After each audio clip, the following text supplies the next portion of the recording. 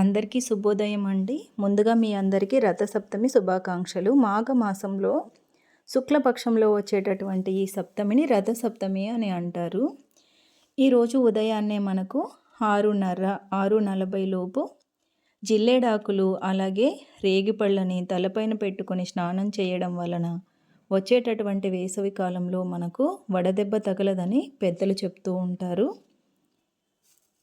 మామూలుగా అయితే సాంప్రదాయం ప్రకారంగా ఆవు పేడ పిడకలు చేసి వాటిని సూర్యభగవానుడికి ఎదురుగా పెట్టి పాలు పొంగించి ఆ పాలుతో పొంగల్ చేసి దేవుడికి నైవేద్యంగా పెట్టాలన్నమాట. కానీ మనకి ఇక్కడ కుదరదు కాబట్టి ఇలా నేను గ్యాస్ స్టవ్ మీదే ఆవు పేడ పిడకల్ని పెట్టి పాలు పొంగిస్తున్నాను. ఈ రథసప్తమిని మనం ఆరోగ్య సప్తమి అని కూడా అంటాము. ఎందుకంటే మనకి ప్రత్యక్షంగా కనిపించేటటువంటి దైవము సూర్యభగవానుడు. మనం కళ్ళతో చూసి దండం పెట్టుకుంటామన్నమాట ఈ దేవుణ్ణి. ఈయన మనందరికీ కూడా ఆరోగ్యాన్ని ప్రసాదిస్తాడు. సకల ప్రాణులకి ఆరోగ్యాన్ని ప్రసాదించేవాడు ఎవరైనా ఉన్నారంటే అది సూర్యభగవానుడు ఒక్కడు మాత్రమే. ఇలా పొంగినటువంటి పాలలో ఒక 3 పిడికెళ్ళు కానీ 5 పిడికెళ్ళు కానీ బియ్యాన్ని వేసి పొంగలి తయారు చేయాలన్నమాట. ఇలా బియ్యాన్ని యాడ్ చేసి నేను పొంగల్ని తయారు చేస్తున్నాను. అలాగే సూర్యభగవానుడికి చిక్కుడుకాయలన్నా చిక్కుడు ఆకన్నా చాలా ఇష్టమంట. అందుకనే చాలామంది ఏం చేస్తుంటారంటే ఈ రోజున చిక్కుడుకాయలు తీసుకొని ఒక చిన్న రథాన్ని చేసి దాన్ని తులసి కోట దగ్గర పెట్టి పూజ చేసుకుంటూ ఉంటాము. నేను కూడా అలాగే ఒక 7 చిక్కుడుకాయలను తీసుకొని చిన్న రథాన్ని తయారు చేశానండి. నేను ఎప్పుడు ఇలాగే చేస్తాను. అయితే ఇక్కడ మనకు ఒక్కొక్కరికి ఒక్కొక్క పద్ధతి, ఒక్కొక్క ఆచారము ఉంటుంది. కొంతమందికి ఇవేమీ ఉండకపోవచ్చు. అంత మాత్రాన పూజ పూర్తి కాలేదనేది ఏమీ లేదండి. ఆ సూర్య భగవానుడికి ఒక చెంబు నీటిని తీసుకొని ఆర్ఘ్యాన్ని సమర్పించి దండం పెట్టుకున్నా సరే ఆయన మనని కరుణిస్తాడు.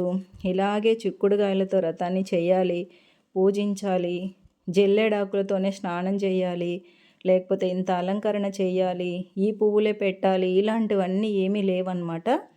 ఇలా తులసి కోట దగ్గర ముందు ముగ్గు వేసుకుని అలా పసుపు కుంకుమ వేసిన తర్వాత ఇది మా పూజా మందిరం. పూజా మందిరంలో ఇలా దీపం పెట్టుకుని పూజ చేసుకున్న తర్వాత శ్రీకృష్ణుడి విగ్రహం దగ్గర కూడా నేను పూజను చేసుకున్నాను అన్నమాట.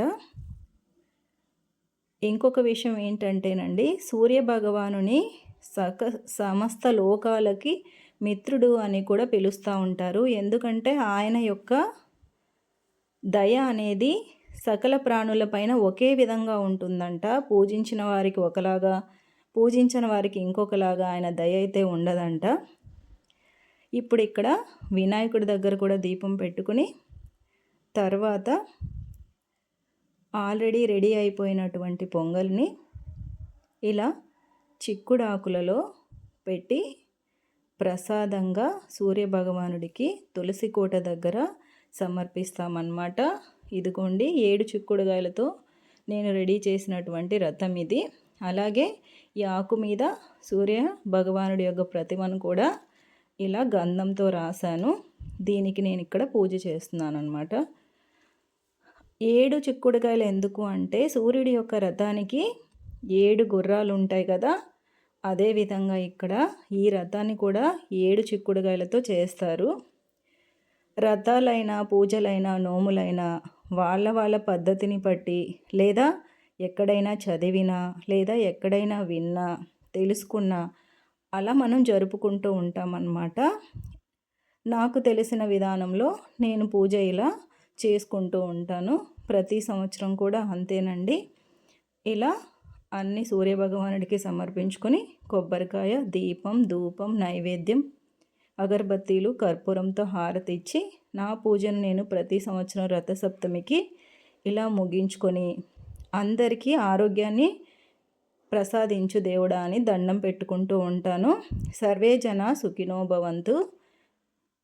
పూజల కంటే కూడా మనసు అనేది చాలా ముఖ్యమండి. ఎవరికీ అపకారం జరగకూడదు అనుకునే వారికి ఎప్పుడూ కూడా దేవుడు మంచే చేస్తాడు. అందరికీ మరొక్కసారి రథసప్తమి శుభాకాంక్షలండి. మీకు కూడా ఆ సూర్య భగవానుడి యొక్క ఆశీస్సులు ఉండాలని కోరుకుంటూ సెలవు.